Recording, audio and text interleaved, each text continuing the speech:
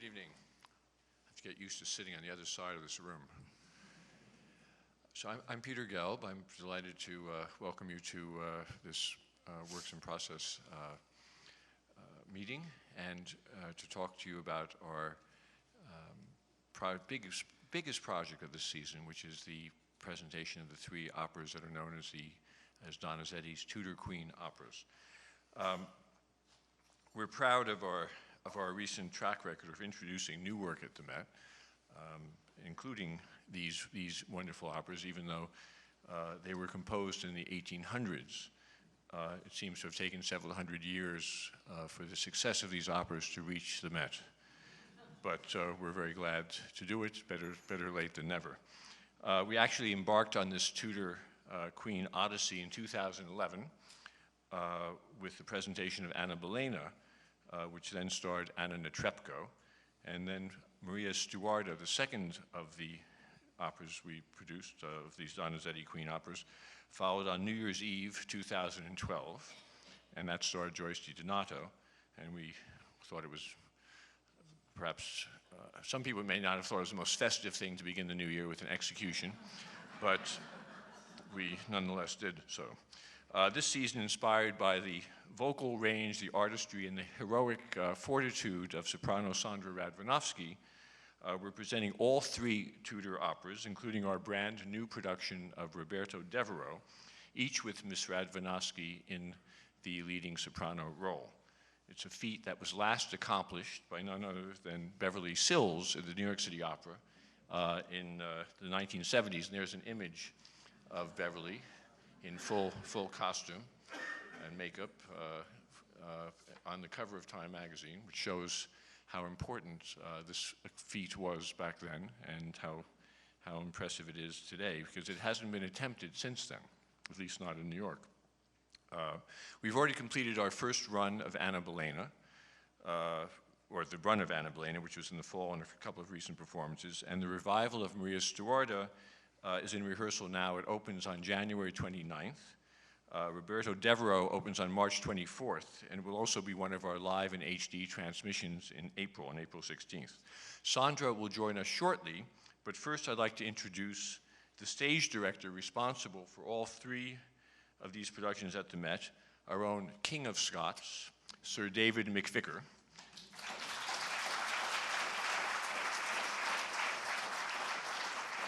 Roberto Devereux will be David's sixth production at the Met. I'm very proud to say that all of those have occurred under my watch. And I would, at this point, I'd like to ask you, David, if you could provide, since this is such, these operas are largely based upon the real ups and downs of the Tudors back in the 1500s, and I know you're a great student of and a scholar of this period, that you might provide an overview of the actual plot of these three operas, since they are joined chronologically, well, and also to point out some of the operatic conventions of Donizetti where he took poetic license with his librettos and altered some of the real history. Well, since you sort of sprung that question on me, I'm not going to quote dates, but I'm sure you're all vaguely aware that we're moving from the early to mid 16th century right the way through the end of Roberto Devereux to the death of Queen Elizabeth I at the very beginning of the 17th century. The figure of Elizabeth, although she only appears as in the silent role of a small child in Anna Bolena, is the unifying element thematically with the three operas. There is actually one more Tudor. We could do a quartet really if we did Elizabeth at the Castle of Kenilworth, which was a Donizetti adaptation of a novel by Walter Scott, which recounts in very fanciful terms the sort of like love triangle between Elizabeth II, Leicester, and his wife Amy Robsart, who actually Leicester probably murdered, but it has a happy ending in Donizetti. So the trilogy, our trilogy, moves from the end of the life of Anne Boleyn to the end of the life of Mary Stuart, brought about by her her cousin and her nemesis, Elizabeth II, first, sorry. And finally focusing on Roberto Devereux, the Earl of Essex, the final favorite of Elizabeth. You have to take the treatment of these episodes of Tudor history with a decided pinch of salt. Although, of course, there are little kernels of truth embedded.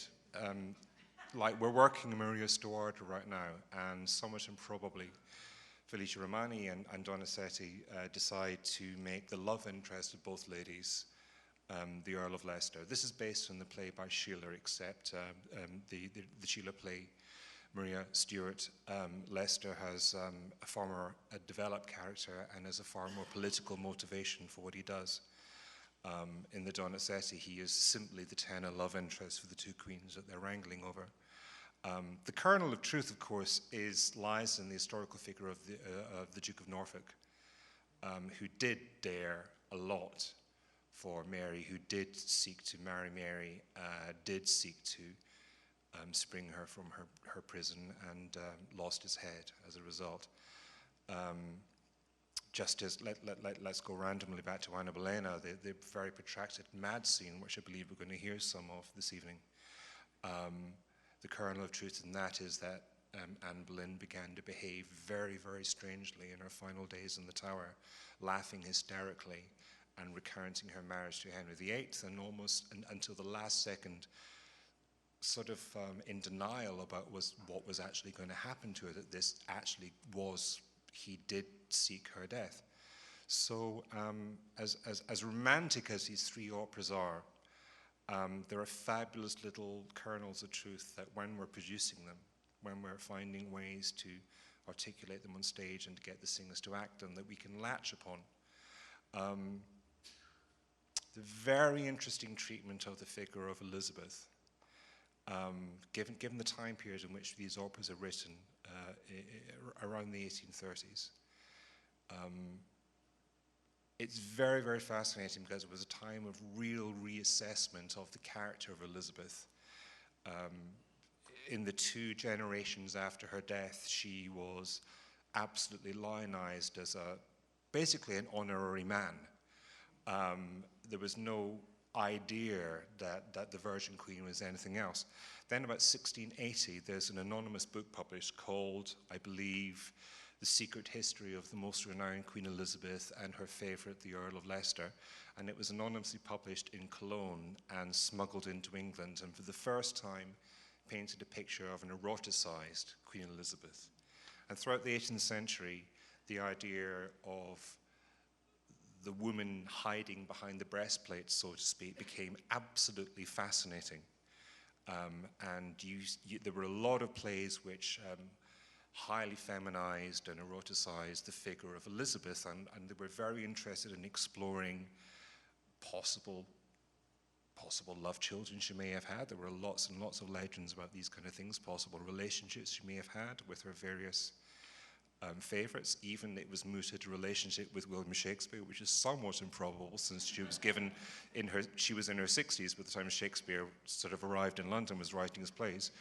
And then something happens at the beginning of the 1800s,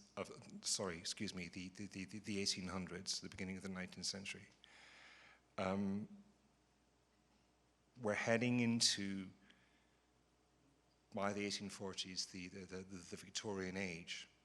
And it's very, very interesting that even in England, as the Victorian age gets going and Victoria becomes the exemplar of wife, mother, the founder of the concept of a royal family as a kind of model for the middle classes to look up to, Elizabeth's reputation is in the mud. And she becomes a kind of sexually impotent harridan. And this is absolutely the portrait in Maria Stuarda. It's a very, very negative portrait of Elizabeth, but it was very current in the time. The other layer on top of that, Maria Stuarda, is a pro-Marian, pro-Catholic recounting of this story. So of course, I mean, it's hard for us because the portrait of Elizabeth is not necessarily one that I or Elsa, who sings Elizabeth so wonderfully in the production, may necessarily agree with, but we have to go with what the authors wrote. We have to respect and honor the opera, and we have to follow that characterization and bring it out in you know, as fully as we can. Just to interrupt, to be clear, so Sondra Radvanovsky... Am I rambling? I'm sorry. No, you're not rambling. No, I just want to explain that Sondra Radvanovsky plays Queen Elizabeth in Roberto Devereux. Yes, she will take on the role of Elizabeth in Roberto Devereux, and it will be a very interesting thing because the opera demands a different characterization. But in Maria Stuarda, she plays Mary, and Elsa van den Heever, who we're also going to hear tonight, is Elizabeth. Yes, sorry if I wasn't clear. No, you were. I'm just extra. Where was I? Where was I? I distracted you. You did. Well, sorry. What I'm trying to say is, can I talk about the character of Elizabeth a bit more, because it's very, very interesting to me. There's a kind of sense that she's anti-feminine in the time period that we're talking about these operas being written in. There's a kind of sense of how could she by choice have been a virgin for political reasons. It just seemed unnatural to, I think, to general European society at the time. And it's somewhat diminishing to the character of Elizabeth in the two operas, Mary Stuart and Roberto Devereux, that her motivation is primarily sexual jealousy, and an impotent sexual jealousy, a barren sexual jealousy. That's quite hard for us to swallow these days. And it's something that we do in the productions we have sought to slightly redress, even though we do have to honor what these people wrote, that this was their view of history and this is the drama that we want to tell, as fanciful as it is and as divorced it is from the realities of history. Thank you. I just wanted to say that, that's all. It was well said. No, I think it's fascinating how you have to choose between the actual libretto and also the historical knowledge and inform and somehow add that into it. Ultimately, our responsibility is to follow the libretto. Ultimately, our responsibility is to bite the bullet and to present these operas as validly as we can on their own terms, right, and prove how valid they are as pieces of theatre. But I think that one of the reasons why perhaps we haven't seen Roberto Devereux yet, but Maria Stuarda and Anna Bolena feel so authentic at the same time. And I think that sort of is a good way to segue into showing some of the imagery which we have of the Anna Bolena production, some of the sets and costumes, and also of the other two operas. Because I remember when David first told me what he planned to do with Anna Bolena, he informed me that he wanted us to hire as his costume designer Jenny Tiramani, who not only is a wonderful costume designer, but is also an absolute historical expert on the clothing of that period. She's the foremost world expert right, on 16th century costume, right, and she's published all the manuals and books that wardrobes across the world use, and she was the costume designer during the years of Mark Rylance's Globe Theatre in London, and she won the Tony for Twelfth Night, which right, some people may have seen. But in terms of authenticity, what she achieved... Oh, she would hold them together with pins if she right, could. I mean, she's that authentic. She would torture the poor singers to that extent. Our chorus was not particularly thrilled with their underwear they had to wear. It took them a long time to get dressed. Anyway. But we wouldn't compromise. We just refused to put poppers and zips in those costumes. No, everything had to be constructed from inside out. But it was also, I think, I remember her saying at the time, was that this was a reason, it was partly also to make the outerwear look real. The outerwear doesn't hang properly. And there is, I wonder if you know what I'm talking about, but there is, when operatic production's done in period costume, there's normally a kind of ghastly shorthand for what that period costume actually is, and it's to do with the lack of care about the construction. I'm talking about the layers from the underwear out. But when it's done properly, you can see the difference. And when it's done properly, it ceases to be costume, it becomes clothes, because it really is the clothes that people wore in their everyday lives. So, do you want to, you can see, I guess, around. Oh, there's some trees there, I can't see over the piano. It's the, what is that, the second? Shall we keep going? Yeah. I think these are the model photographs, aren't they? These are model photographs. We're looking at Anna Bolena, we're looking, stylistically, we've gone for three different worlds. So Anna Bolena was deliberately almost the most cinematic of the three that we did. 9 changes of location in Anna Bolena, all achieved without dropping the curtain once, with the set continually morphing. It was a very ambitious design. It was a very large design. Here we see we're utilizing the lifts, the understage lifts of the Met, which were just so irresistible to me I couldn't help myself. Following in Zeffirelli's footsteps. Thank you. And here we are. Yeah, these are examples of Gianetto Romani's search for ultimate authenticity. These are actually chorus sketches. And these were inspired by the Hans Holbein portraits. Yeah. Holbein gives us, I mean, he was such an extraordinary portraitist. He's almost photographic in the detail that he gives, and yeah. Oh, now we're into Maria Stuarda.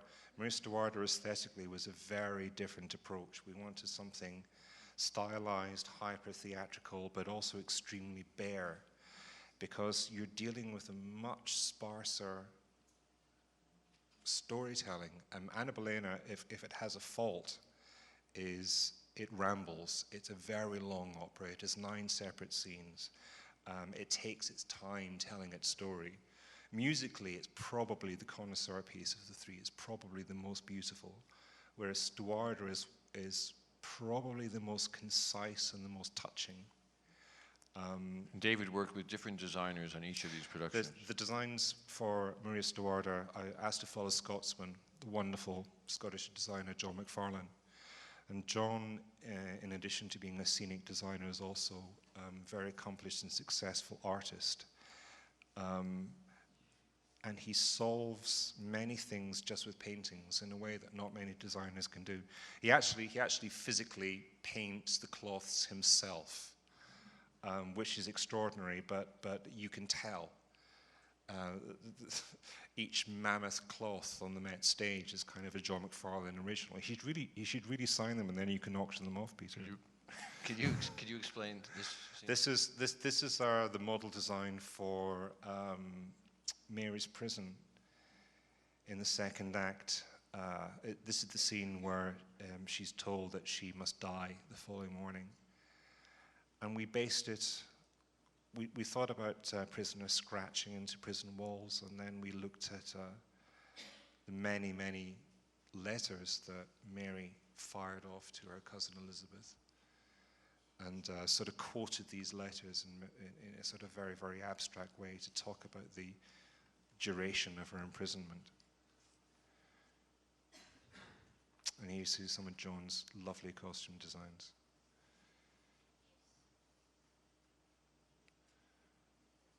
And this is your own design for Roberto Devereux. Yeah, I did that. Yeah, it's my debut as a designer at the Met.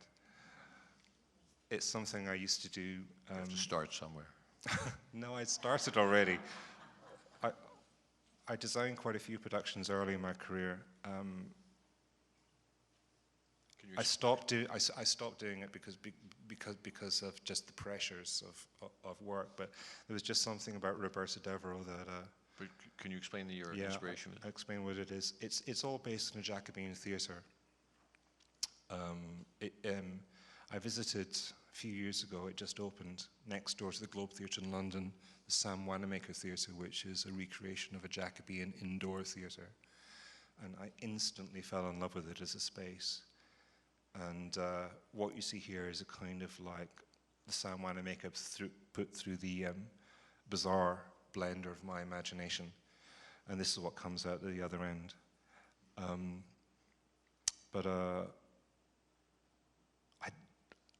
because we haven't made the production yet, do you mind if I don't reveal too much? Because it's still all cooking away on top of the stove. But and these are some. I didn't do the costumes. I engaged Moritz Jung, who some of you may have seen the production of Cavaliers Cana and Pagliacci, which Moritz did the beautiful costumes for. Which is just coming back next week, actually. And these are very much in the process of development. Again, this is not strictly period. It's hello. Oh, it's Sondra. The costumes of Roberto Devereux are again a heightened theatrical version of the very beginning of the 17th century. Great. Okay. So now the next event, the anticipated event of tonight is to hear Sondra Radvanovsky. But before she comes out and sings this wonderful aria from Anna Bolena, we should talk a little bit about her just by way of introduction. One of the what makes singing these three roles extraordinary, even during the length of a career, let alone in one season, is that they're remarkably different. Even though they're by the same composer and they're the same general subject matter, the Anna Bolena and Maria Stuarda for a soprano are much lighter roles in terms of the vocal line than Roberto Devereux, which is much heavier and more demanding, particularly if you're singing the other roles at the same time. So there's really no soprano other than Sondra, who I believe today is willing, able, and to do this, to take on this great challenge. And hopefully she's not regretting it. I don't think she is, but she'll tell us about that momentarily. I mean, you said yourself, you thought this is sort of the equivalent of a one-woman ring cycle, I think was the way you put it. Or climbing Everest, I don't know. Right. But it's a marathon in any way you look at it. People often say that Traviata requires 3 different sopranos in each act, and definitely these 3 operas require 3 different vocal colors, vocal ranges. Right. It's very challenging. So now it's our pleasure to introduce Sondra, who is going to be singing the Act 2 aria from Anna Bolena, Au Dolce Quidami, which is her so-called mad kind of scene. It's the conclusion of her mad scene. It's when she regresses to her childhood and remembers her time of innocence at her ancestral seat in Hever Castle. Just before she's going to be executed and beheaded. So here is Sondra Radvanovsky, accompanied by Met Assistant Conductor Vlad Evtinka. Please welcome them now.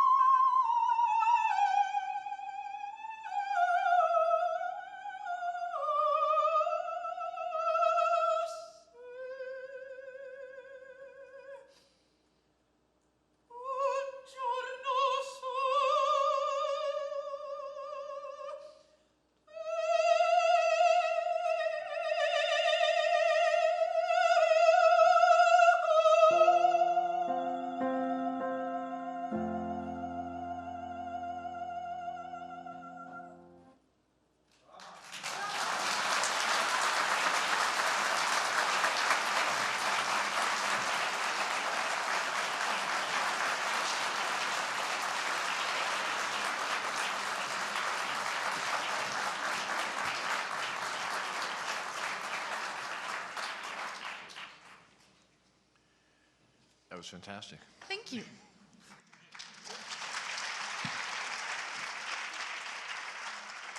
So as you probably heard in the wings, we were talking about you. I didn't hear anything, actually. The, I hate listening to people talk about myself. so David was giving an overview of the whole three operas, and we were discussing about this your epic challenge. So you're sort of almost at the midway point. Yes, we're just going on stage tomorrow for the Maria Stuarda, and we open in about a week and a half, right? Yeah. Has it lived up to your expectations so far? You know, I tried not to have any expectations, really. Come on, who's ever done this before besides Beverly Sills? So, and we talked about it, and I'm just trying to take it one day at a time, really, and live each moment of it, and experience each moment of it, and having great people around me, guiding me and directing me, great cast members, orchestra, conductors, and really just trying to revel in every moment of it. When I was thinking back when I was preparing for this talk today. When we asked you to do this, I forget. Did you agree immediately, or did you take a while to think about it? Oh no! How long? What was the process that got you to do it? I forget. I honestly don't remember. Yeah, no. I had lunch with Sarah Billinghurst, who used to be the artistic administrator, and she offered the three to me, and quite frankly, I had only heard one of them, and at the point, I really thought that my voice was going in a completely different direction. I had already sung Tosca, I had already sung, some of this more spinto, heavier roles. And it was only right around that time that I was offered all three of these that my voice was kind of going through a bit of a change. So I went and I knew Anna Bolena, but I had no idea about Devereux or Maria Stuarda, and took it to my coach and we sang through it. And I mean, seriously, and I almost sang Elizabeth in Stuarda instead of Mary Stuart, which would have been interesting, but yeah. So you gave me probably a good 5 or 6 months to really sit and think about it. So. Do you think if Beverly Sills had not done this, you would have thought more about it, or did that have any influence on your deciding to do it? No, that was what I went to absolutely first, and I went and listened to her sing all three of them because she had such a different voice than mine, and I thought, okay, is it more for a voice like Beverly Sills, a more lyric coloratura kind of voice, than a more dramatic coloratura spinto-y kind of voice? And I thought, can I do justice to the music? Because Beverly Sills, I mean, what she did with it was so amazing. Not just vocally, but dramatically. Did you listen to Genscher? I did, and that's what changed my mind. Leila Genscher. Yeah. So I Sorry. No, because we talked about it, because I have a more dramatic voice than Beverly Sills, and I've been asked, I've done 1 or 2 interviews about singing all these three, and Beverly Sills said that it took 10 years off of her career. And so, the obvious question that I get asked all the time is, well, Sondra, are you taking 10 years off from your career? So that's why I went and listened to a more dramatic voice. Right. Similar. And your approach is so different, as you said, because you have been singing all the big Verdi dramatic soprano roles, and this is sort of, it's kind of the opposite of what singers typically go from lighter roles to bigger ones. Someone said, you took a step backwards. Okay, yeah, sure, all right, yeah. A good step. Okay, yeah, but a very, very happy step. And the thing is, we talked about this, that I sing it with my voice, however dramatic or whatever it is, but it's with my instrument, and I've been given the opportunity to sing it with my voice and not been pigeonholed into, well, Beverly Sills sang it this way, and I really appreciate that.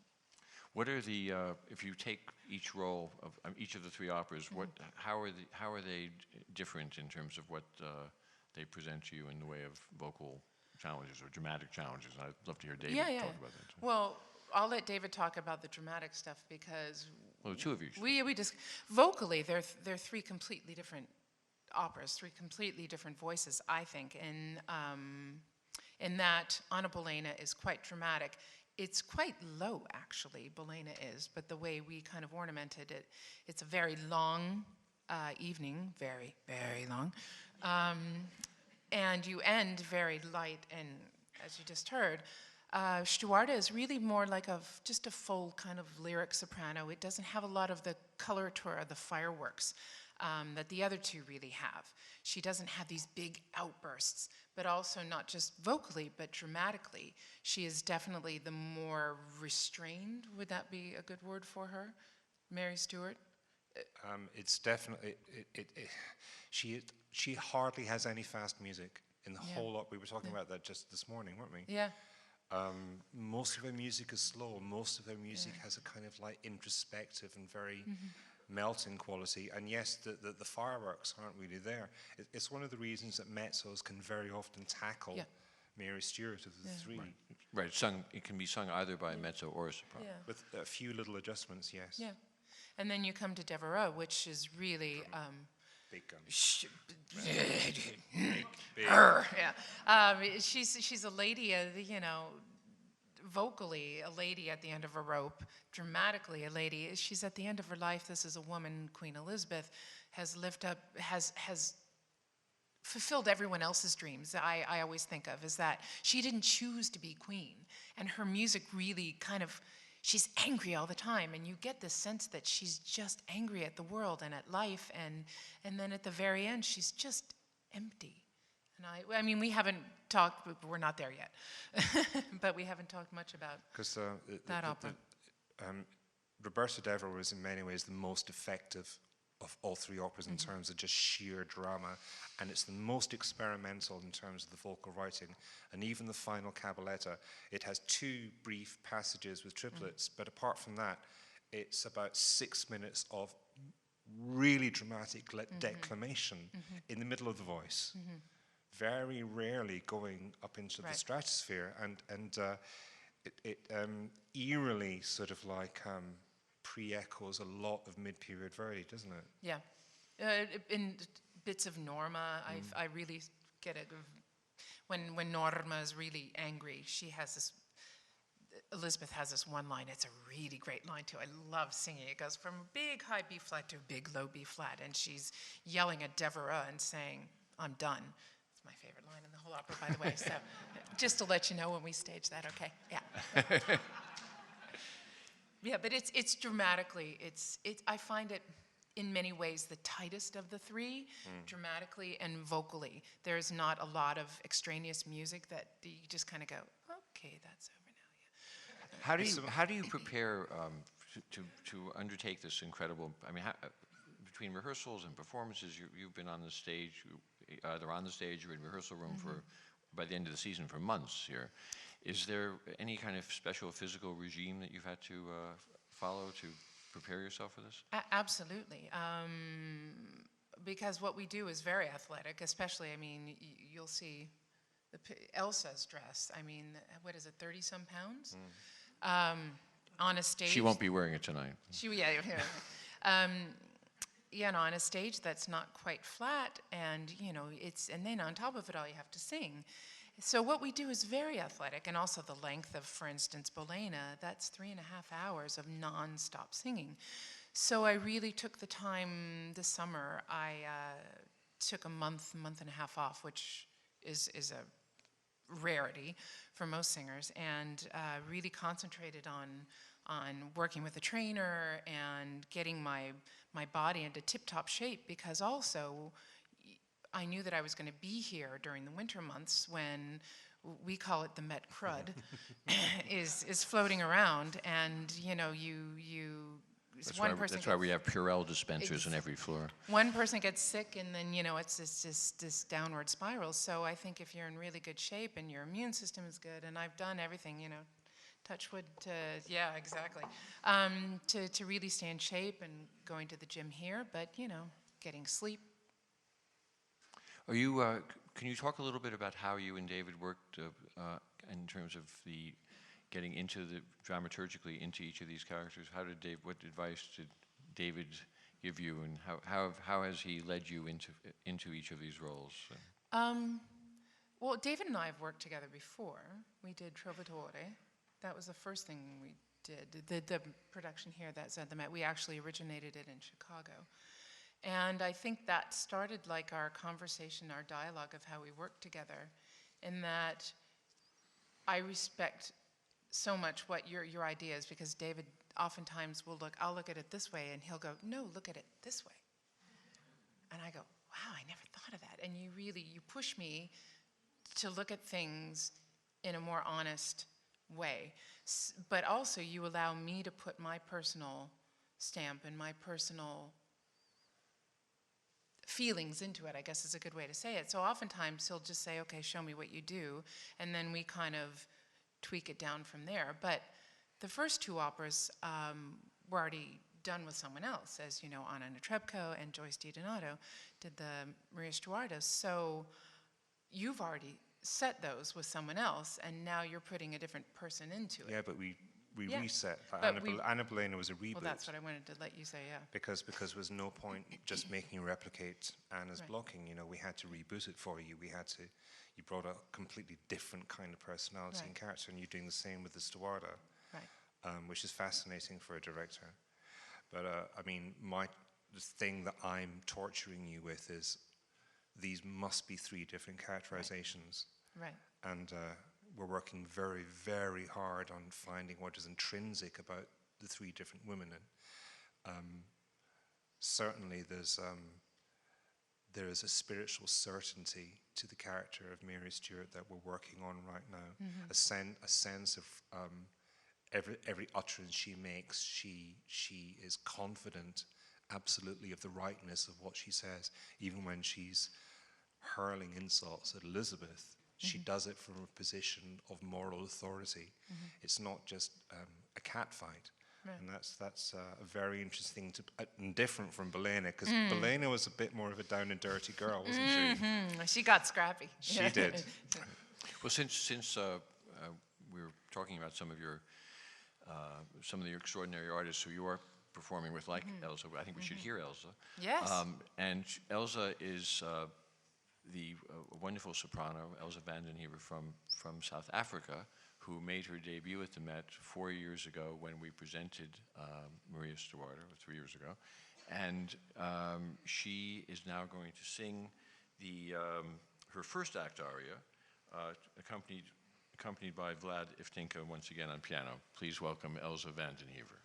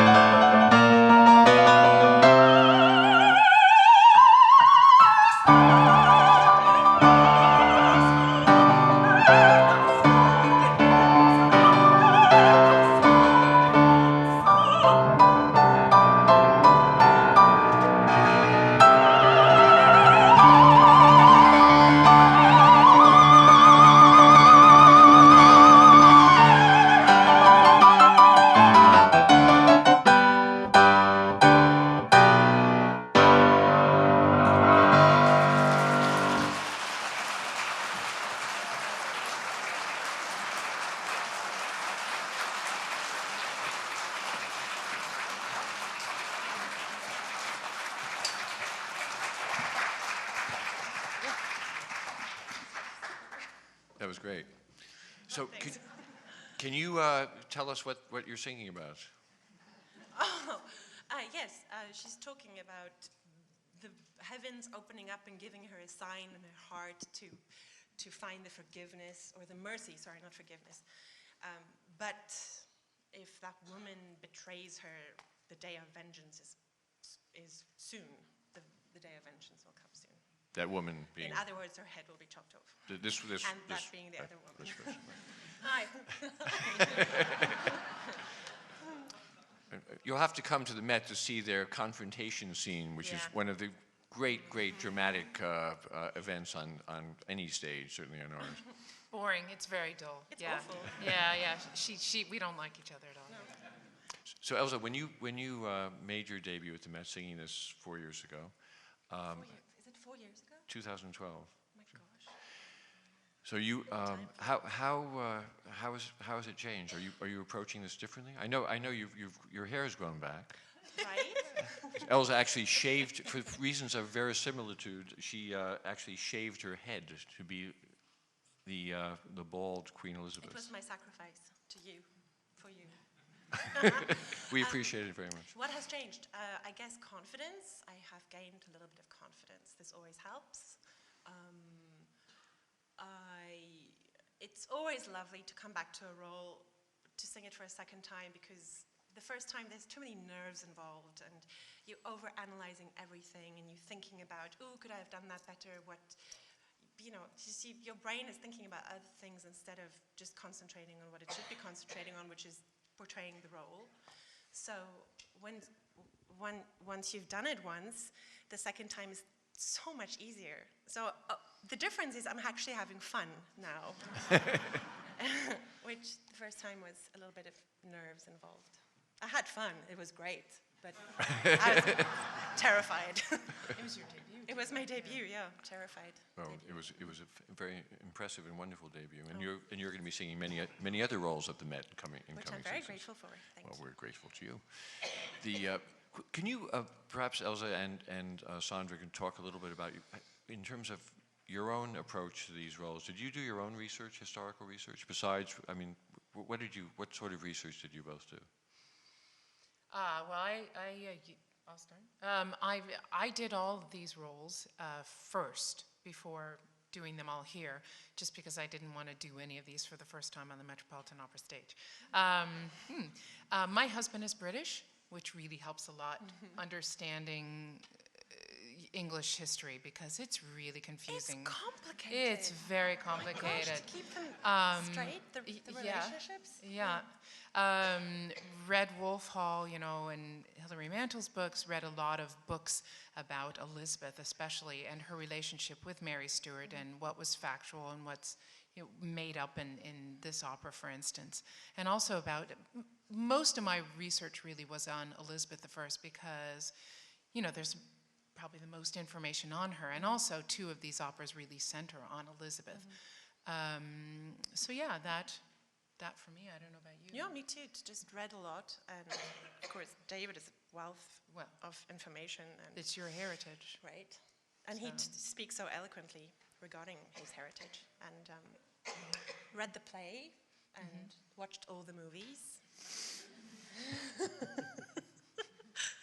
What kind of, when you're working with David, how does that work between the two of you?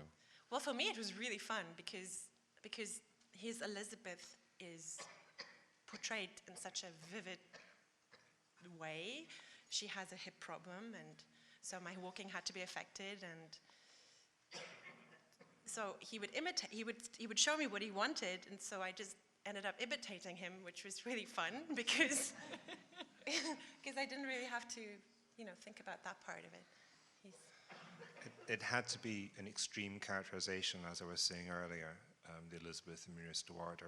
It has to match the characterization that the composer and librettists are trying to get across, which maybe isn't the historical Elizabeth, or maybe isn't the way we would like to see Elizabeth, but it's definitely in the music. So it was trying to find a visual acting counterpart to Donizetti's vocal lines.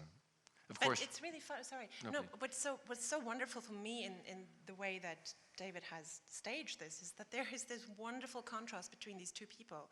You know, in real life, historically, Mary Queen of Scots was really beautiful. I mean, this is really documented. She was a beautiful woman, and you are. And Elizabeth, you know, had scars on her face, and she wore this dramatic makeup, and the way we've staged her, you know, it's a physical, there's such a physical difference between the two of them, and it's so important because then you get this wonderful contrast on stage between these two women. They're not both regal. Again, it's related to what I was saying a little earlier, that this particular moment in the 19th century, they were obsessed with Mary not only as a Catholic martyr, but as a kind of symbol of wronged womanhood. Right. Whereas Elizabeth was very much viewed as almost being an anti-woman. She was regarded almost as being aberrant in some ways. And we have pursued this in the staging. And it's really fun. Yeah. First day of rehearsal, I remember this so vividly. I had on, I don't know why, but I had on a pair of army pants, what had sort of camouflage on it, with boots. And David said, "That's it. I want you to walk around as if you were wearing that every day." That's kind of where it grew from. Yeah. Yeah. Anyway. So. But you didn't wear that under your costume. Right? But I pretended like I did. Now, of course, this is the ultimate, I mean, this great confrontation scene, ironically, is the one thing that absolutely, for sure, never happened historically, right? He's Mary Queen of Scots, and Queen Elizabeth never even met. Never met, no. So this was Donizetti and his librettist. Well, it's Friedrich Schiller. Schiller, right? He wasn't the first. There were many dramatic treatments which imagined a meeting. There was a 17th century English play called The Island Queens, where there was a great meeting between them also. But Schiller certainly did the most dramatic and complex meeting. But the idea was sort of to try to keep them dramatically true to themselves, even though the meeting, I mean, in terms of the characters, are meant to be historically true, even though their encounters... I mean, we always look at historical characters through the prism of our own time. Right, as you were saying. And Schiller was looking at them through the concerns of his romantic age, and he wanted to say certain things through these two characters. And that's the wonderful thing about like using history as a basis for theatre, because inevitably, look at the recent production of Wolf Hall that was on Broadway, we're looking at our own time through this historical prism, and that's what's interesting. Well, you have provided us with a remarkable new prism to look at these operas, and I think it's certainly for me as a general manager of the Met, it's one of my great privileges to have seen these operas unfold on our stage, and now to see them and hear them with this wonderful cast led by you, Sondra, this season is really something very special and something that will stand out, I think, in the history of the Met. So thank you all, and I hope we'll see you all at the Met in January. Those of you who are not coughing, in January and in the spring for Roberto Devereux. Thank you so much.